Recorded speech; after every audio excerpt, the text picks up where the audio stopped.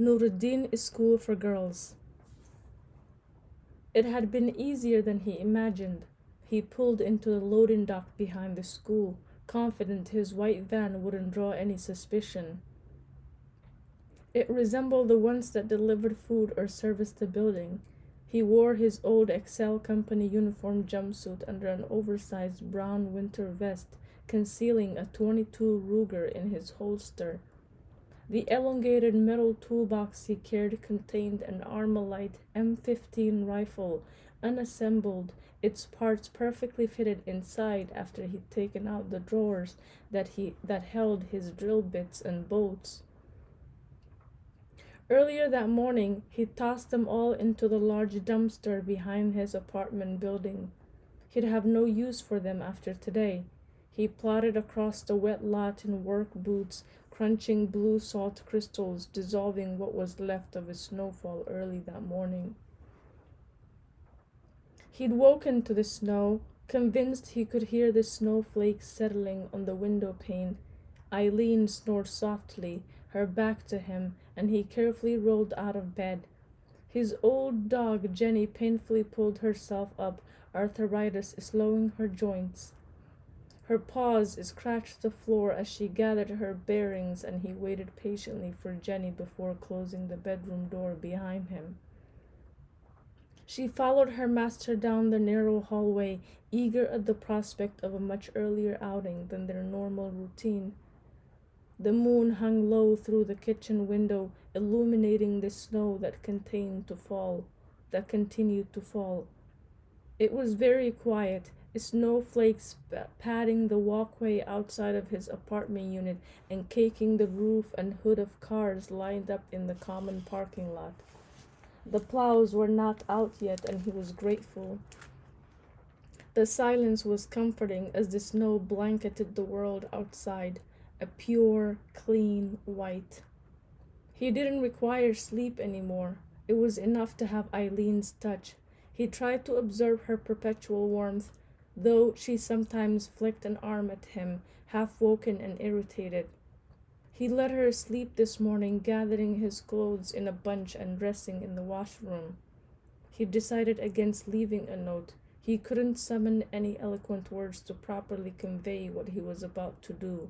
His actions would speak for him.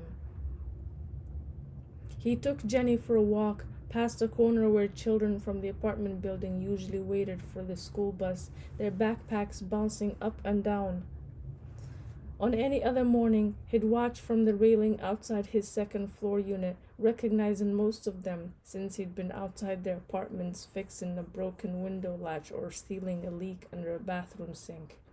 He'd sip his coffee, panning the group of children, eyes fixing on brown twin boys who stood solemnly apart from their peers.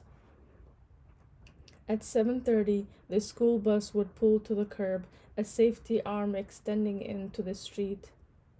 Earlier scattered and unruly, the children would fall into a single file and disappear onto the bus.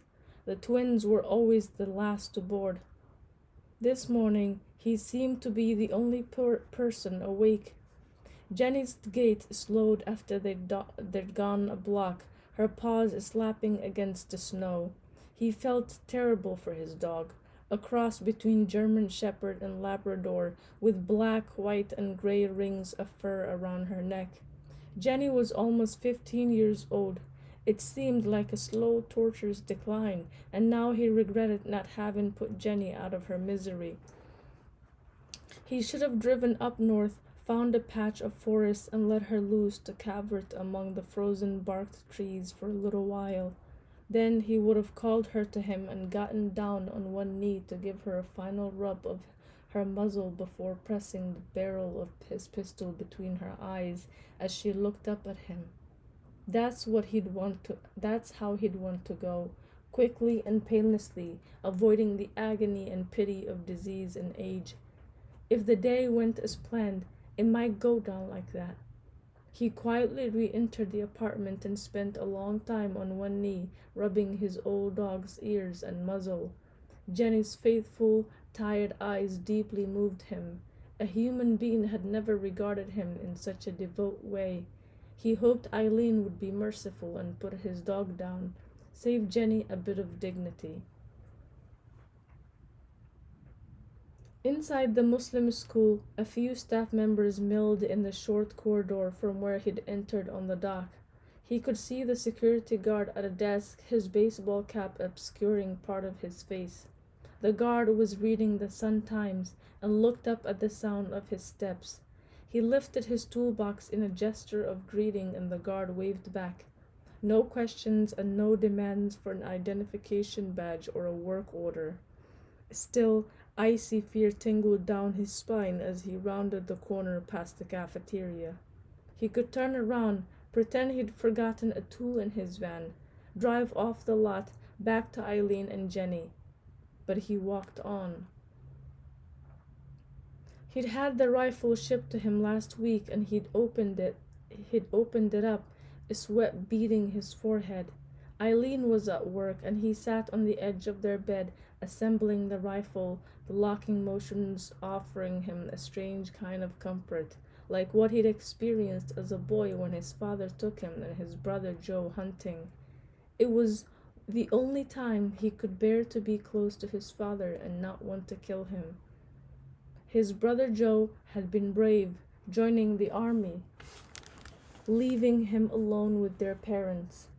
He'd started sleeping in Joe's room, burying his face in his brother's pillow, trying to muffle the low and deadly voice of his father through the vent, his mother's whimpers of pain.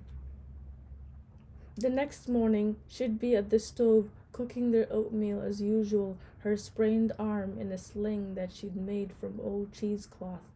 Other mornings, her lip was like a smashed cherry, her eye swollen like a plum. Today, he wouldn't be running away, and any thoughts of retreating to his van were gone. He moved quickly down the hallway, eyes searching for a janitor's closet. This school was like any other he'd ever been inside. There were bulletin boards with college posters and announcements for scholarships. The floor gleamed under fluorescent ceiling panels. The old brown brick exterior of the building contrasted with modern renovations he suspected had taken place over the decades. Except for the portraits of students showcased on the walls of the corridor, every single girl wearing a headscarf, grinning ear to ear. It was no different than other schools. He passed the gymnasium and he could hear girls running across the court, dribbling a basketball, cheering each other on. Next to a drinking fountain, he spotted a door with a sign, "Employees Only." He was about to enter when the gymnasium door suddenly pushed open. A panting girl came out. She wore track pants and a long-sleeved jersey with Nurrideen School printed across her flat chest, damp circles under her arms. He couldn't tell if her white scarf was wet, though her face glistened with sweat. He halted, frozen, his eyes darting from the young girl to the door she'd bolted through. That old familiar feeling of dispossession, of not belonging, coated his chest. Even this girl, thin black eyebrows raised as she took labored breaths from running, seemed to exude more confidence than he, a grown man, felt. She gave him a little wave before heading to a water fountain. He turned back to the door and quickly entered a closet full of cleaning supplies. He'd hated school when he was a kid, though he'd made decent marks. He dreaded getting called on to solve an equation, at the board to read a poem from Wordsworth out loud with his classmates, followed along in their textbooks. The only tolerable teacher had been Mr. Hillocks, a history teacher who'd been rumored to have been a spy for the Russians and in possession of Nazi silverware. Mr. Hillocks' classroom contained world maps and framed antique cartography.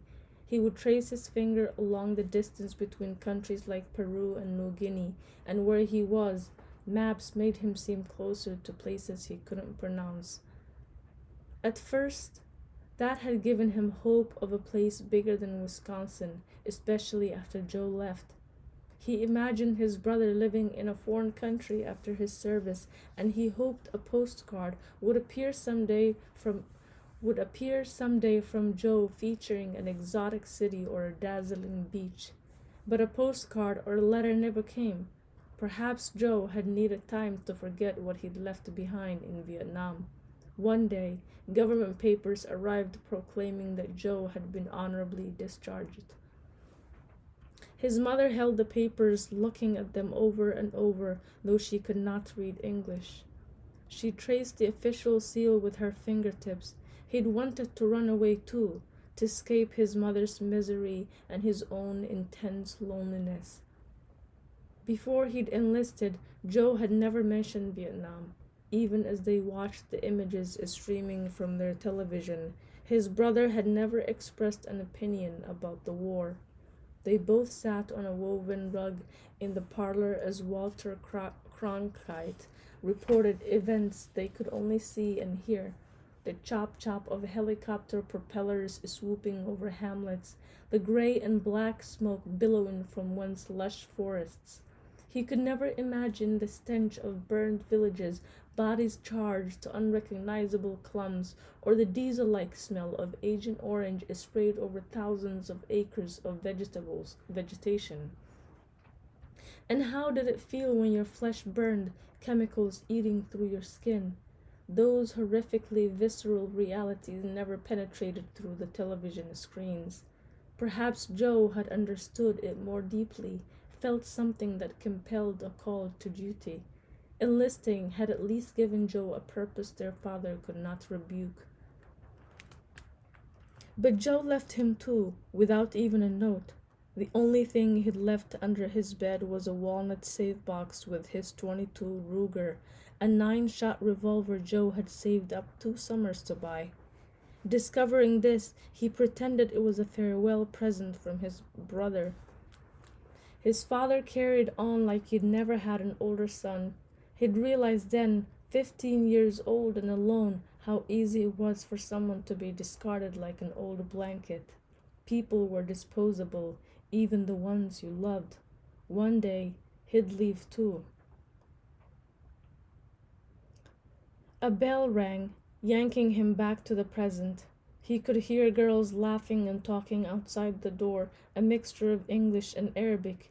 He waited until a second bell rang, signaling the start of a new period. He slapped in a magazine of bullets, stowing additional ammo in his vest pockets. He closed the toolbox and placed it on a shelf near a stack of toilet paper, removed his vest.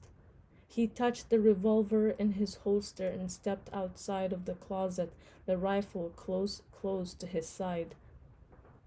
The school hallway was empty. He passed a wall mural with blue and green geometric tiles, then came to a stairwell where music drifted down to him and he climbed the stairs. He could have started in the cafeteria, but the faint sound of a chorus pulled him in another direction. His movements slowed as he followed the singing voices. Soon he would see their faces up close and he could soak up their terror, their pleas for their lives. And he wanted them to see him too, not from a distance, some lunatic man wielding a gun like in all the other stories they'd heard on the news, never truly imagining it happening to them. He wanted to be close enough so they could catch an awful, desperate power in his eyes.